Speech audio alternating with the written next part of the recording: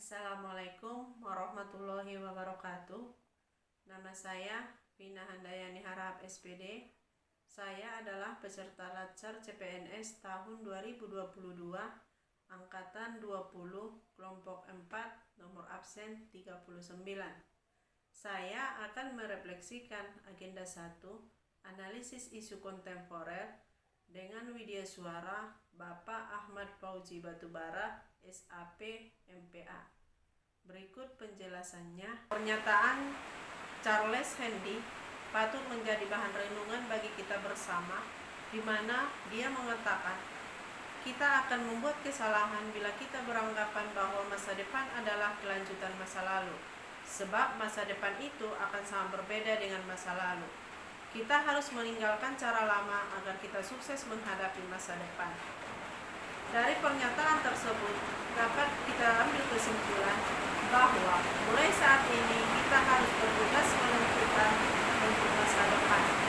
Jika bukan kita yang menentukan masa depan bangsa kita, maka orang lain yang akan menentukan masa depan bangsa kita. Dalam konteks ini, sebagai seorang PNS, berdasarkan Undang-Undang ASN, setiap PNS perlu memahami dengan baik fungsi dan tugasnya, yaitu yang pertama, melaksanakan kebijakan publik yang dibuat oleh pejabat pembina kepegawaian sesuai dengan peraturan perundang-undangan. Yang kedua, memberikan pelayanan publik yang profesional dan berkualitas. Yang ketiga, mempererat persatuan dan kesatuan negara Republik Indonesia. Maka yang perlu menjadi fokus perhatian adalah mulai membenahi diri dengan segala kemampuan, kemudian mengembangkan berbagai potensi yang dimiliki dengan memperhatikan modal insan manusia.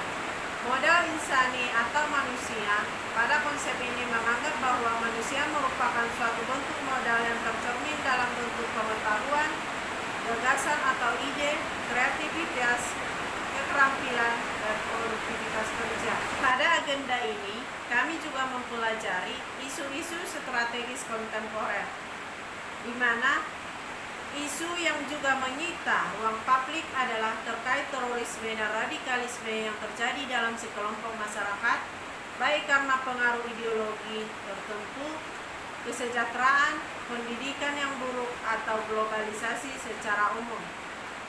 Perlu disadari bahwa PNS sebagai aparatur negara dihadapkan pada pengaruh yang datang dari eksternal juga internal yang kian lama kian mengerus kehidupan berbangsa dan bernegara. Fenomena tersebut menjadikan pentingnya setiap PNS mengenal dan memahami secara kritis terkait isu-isu strategis kontemporer, di mana isu-isu strategis kontemporer yaitu yang pertama, korupsi. Beberapa gejala umum yang menyebabkan tumbuh suburnya korupsi adalah sebagai berikut. Yang pertama, membengkaknya urusan pemerintahan sehingga membuka peluang korupsi dalam skala yang lebih besar dan lebih tinggi. Yang kedua, lahirnya generasi pemimpin yang rendah martabat moralnya dan beberapa di antaranya bersikap masa bodoh. Yang ketiga, terjadinya manipulasi serta intrik-intrik melalui politik, kekuatan keuangan, dan kepentingan bisnis asing. Adapun dampak korupsi yaitu hancurkan tatanan bidang kehidupan masyarakat, berbangsa dan bernegara, mulai dari bidang sosial budaya, ekonomi, serta psikologi masyarakat.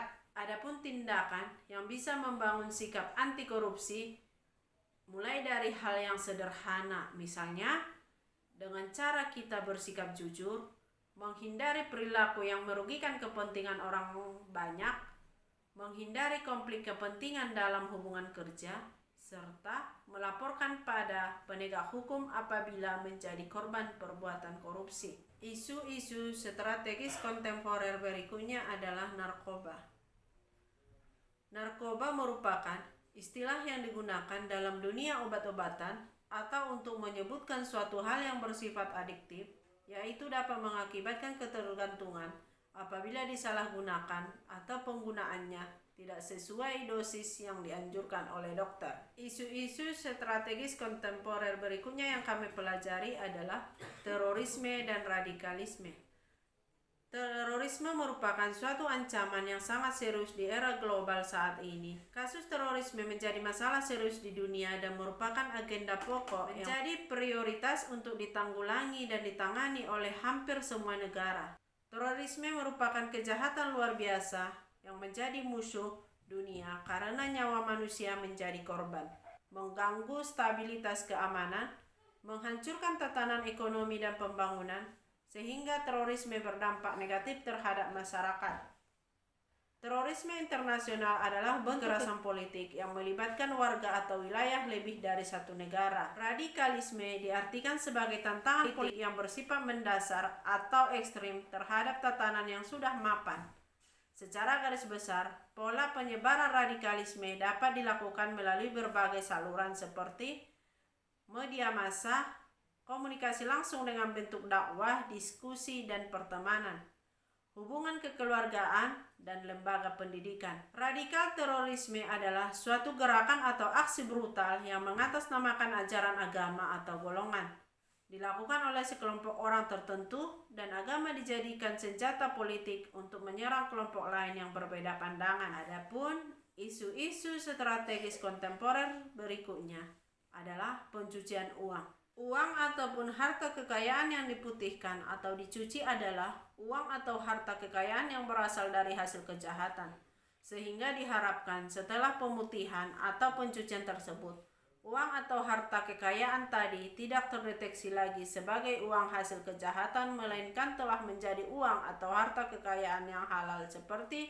uang-uang bersih ataupun aset-aset berupa harta kekayaan bersih lainnya. Isu selanjutnya adalah proxy war. Melihat kondisi saat ini, setelah NKRI terbentuk, maka negara kita akan dihadapkan pada kondisi yang tak jauh berbeda.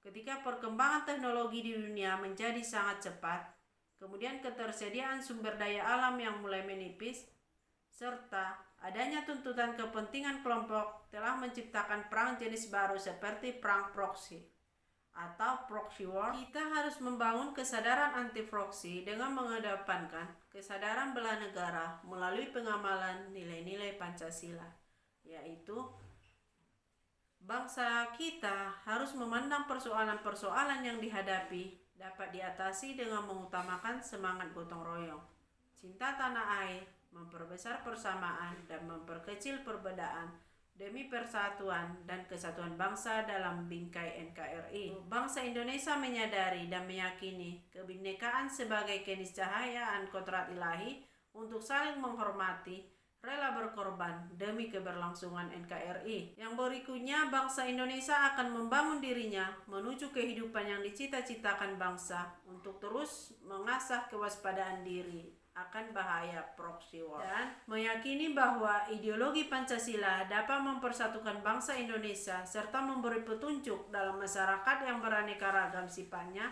yang akan menjamin keberlangsungan hidup bangsa Indonesia. Adapun isu strategis berikutnya yaitu kejahatan mass communication yang terdiri dari cybercrime, hate speech, dan hoax. Cybercrime atau kejahatan cyber merupakan bentuk kejahatan yang terjadi dan beroperasi di dunia maya dengan menggunakan komputer, jaringan komputer, dan internet. Sedangkan hate speech atau ujaran kebencian dalam bentuk provokasi, hinaan atau hasutan yang disampaikan oleh individu ataupun kelompok di muka umum atau di ruang publik merupakan salah satu bentuk kejahatan dalam komunikasi. Biasanya sasaran hate speech mengarah pada isu-isu seperti suku bangsa, ras, agama, etnik, orientasi seksual, hingga gender. Sedangkan hoax adalah berita atau pesan yang isinya tidak dapat dipertanggungjawabkan atau bohong atau palsu, baik dari segi sumber ataupun isi.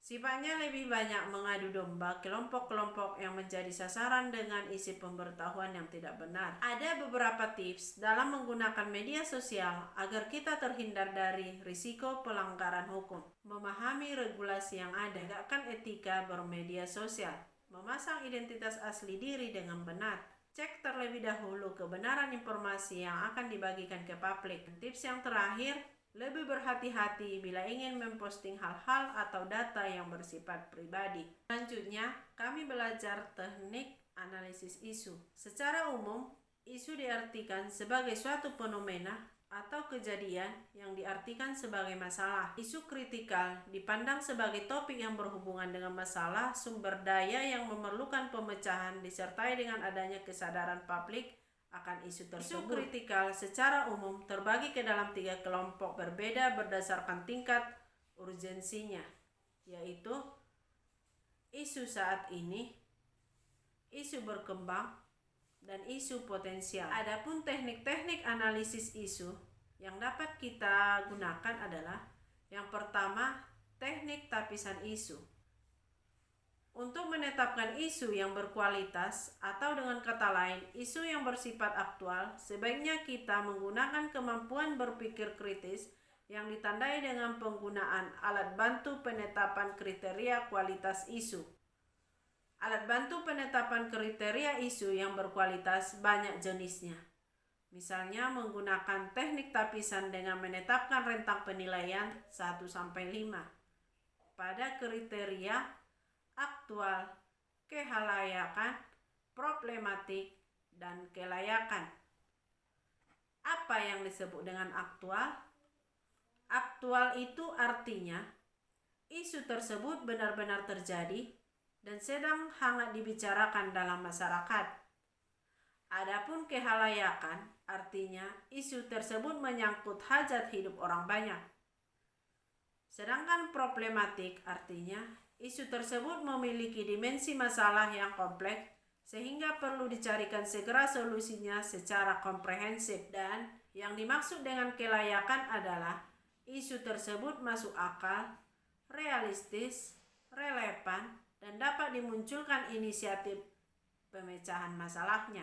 Alat bantu tapisan lainnya misalnya menggunakan kriteria USG dari mulai sangat USG atau tidak sangat USG. Urgensi itu adalah seberapa mendesak suatu isu harus dibahas, dianalisis, dan ditindaklanjuti. Seriousness adalah seberapa serius suatu isu harus dibahas dikaitkan dengan akibat yang akan ditimbulkan. Dan yang terakhir, grow artinya seberapa besar kemungkinan memburuknya isu tersebut jika tidak ditangani dengan segera. Selanjutnya dilakukan analisis secara mendalam isu yang telah memenuhi kriteria APKL atau USG. Adapun alat bantu yang dapat menganalisis isu untuk disajikan adalah sebagai berikut.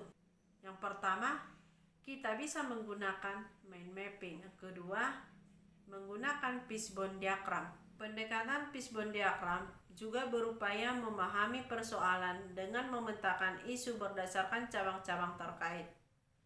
Namun demikian, fishbone diagram atau diagram tulang ikan ini lebih menekankan pada hubungan sebab akibat sehingga seringkali disebut sebagai cause and effect. Fishbone diagram akan mengidentifikasi berbagai sebab potensial dari satu efek atau masalah dan menganalisis masalah tersebut melalui sesi brainstorming. Masalah akan dipecah menjadi sejumlah kategori yang berkaitan, mencakup manusia, material, mesin, prosedur, kebijakan, dan sebagainya. Setiap kategori mempunyai sebab-sebab yang perlu diuraikan melalui sesi brainstorming. Teknik analisis berikutnya adalah analisis SWOT. Analisis SWOT adalah suatu metode analisis yang digunakan untuk menentukan dan mengevaluasi, mengklarifikasi, dan memvalidasi perencanaan yang telah disusun sesuai dengan tujuan yang ingin dicapai. Dan yang terakhir adalah analisis kesenjangan. Analisis kesenjangan mengidentifikasi tindakan-tindakan apa saja yang diperlukan untuk mengurangi kesenjangan atau mencapai kinerja yang diharapkan pada masa datang. Selain itu, analisis ini memperkirakan waktu, biaya, dan sumber daya yang dibutuhkan untuk mencapai keadaan yang diharapkan. Demikianlah refleksi saya pada agenda 1, analisis isu kontemporer. Assalamualaikum warahmatullahi wabarakatuh.